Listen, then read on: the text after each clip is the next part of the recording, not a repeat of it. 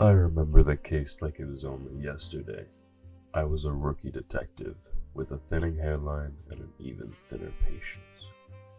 The name's Hill, Pierce Hill, and I'm the best goddamn private eye the city has ever seen. It was around midnight. I was at the bar drowning in my usual hooch on the rocks when the barkeep tossed me the phone. It was the station. A dame had called in, something about a man being shot. I knew before any words came through the receiver that it was my partner, Reggie. That bastard's the type to pack heat and shoot himself in the foot. By the time I identified his corpse, his body was already cold. Colder than my ex-wife's frigid heart. I've sat down with a few crooks in my day. None of them looked as close to as guilty as this brat.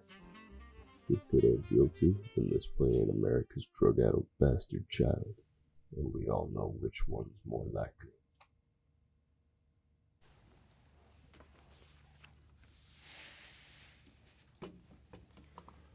So I've been through every rat bastard and dope peddler in this godforsaken city, and I'm gonna go through the entire state if I have to. So you're gonna tell me what in Sam hell you were doing outside of the Pemberton Hotel when my partner was shot. Arndt, you don't know why I'm guffed. Just doing a job for the boss man. Tony, is it? You just gave me less information than a cheating broad gives her husband after a wild night on the town. I'll say it again. I'm a delivery boy. I don't know shit. Fuzz picked me up after I did my job. Delivery boy my ass. The only thing you deliver is death. And if you don't start talking, I'm gonna do the same shit to you. All right. It all went down around midnight. I was doing my routine drop at the Pemberton Hotel, carrying a silver briefcase directly from the boss. But this time the normal client wasn't there. There was a new guy. Didn't catch his name, never seen him before. I had a bad feeling about the whole situation, but the first part of the handoff went like normal, so I didn't think nothing of it. I'm walking away when I hear a noise. So I turn around and I see this new guy shot in the back. I didn't see who did it. Too busy running. Trying not to dye my trousers a new shade of brown. You just spewed enough horse shit to fertilize my great-grandfather's 40-acre farm. And it stinks to all hell.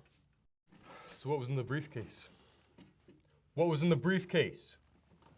What was in the briefcase? I don't know. Drugs, money, a burger receipt. It's the Vespucci crime family. What do you think?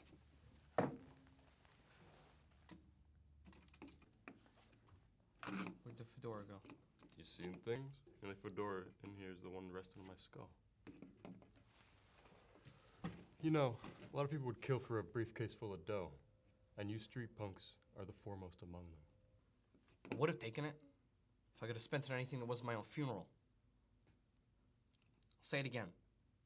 I'm just a delivery boy. I'm the bottom of the Vespucci food chain. I don't know anything about your partner, Reggie. So you don't know nothing about my partner, huh? But you do know a name I never told you. You knew Reggie. And you sure as hell ain't no humble delivery boy. All right. I may not just be a delivery boy, but I didn't kill Reggie. Now tell me what really happened, and none of that usual malarkey. Or my fist will give your ugly mug a smooch. Pretty much everything I told you about the drop was the bona fide truth. I ain't no murderer. Honest, you gotta believe me. Bullshit! Listen, kid. There are two types of liars. Politicians and hardened criminals.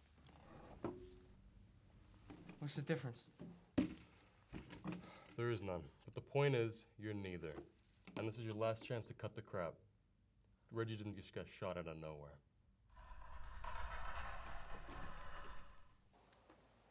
Thought I told you to cut the shit! Listen, kid. I'd rather be at the zoo shoveling chimp shit than sitting here watching you go goofy. But maybe, if you start playing it nice, I might put in a good word with the DA, get your life sentence reduced to 90 years. I already told you.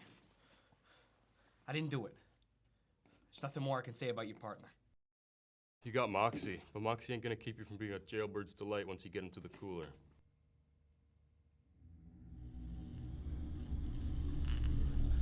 Who's in there?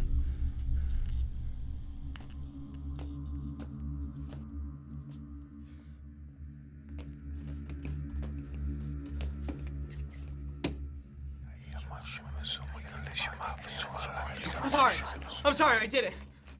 I knew he was a mole, so I popped him. Keep talking. I was just a delivery boy. At least until that night. I was promoted to an enforcer. Taking out the Vespucci family trash was the job. I thought taking lives would be easy. Don has done it dozens, even hundreds of times before. I knew after I pulled that trigger that I couldn't go back. My capo told me to watch out. Told me an undercover sleuth would be paying my drop a visit that night.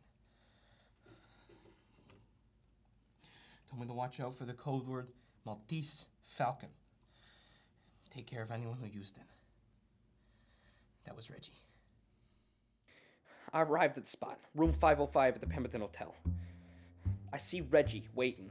I'd met him once while doing a job, but I had no clue that he was a cop. He says the code word I was told to watch out for. Maltese Falcon. So I hand him the briefcase, and I watch as he turns to leave. Then I put my heat against his back. And he says to me, Is that a gun? Or are you just happy to see me? Sorry, Reggie. Boss's orders. then I capped him. Listen, kid. You're a dog with no teeth.